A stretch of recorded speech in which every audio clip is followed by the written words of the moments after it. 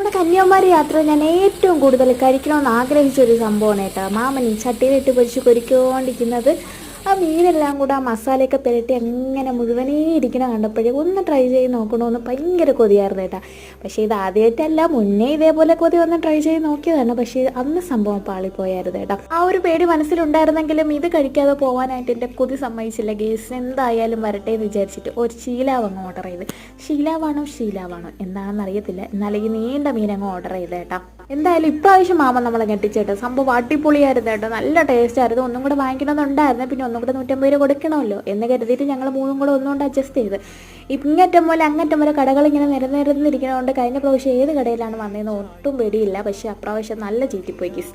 ഇപ്രാവശ്യം തെളിവുണ്ടല്ലോ, ഇനി അടുത്തതിന് വരുമ്പോൾ സെയിം ഈ കടയിൽ തന്നെ കയറാം.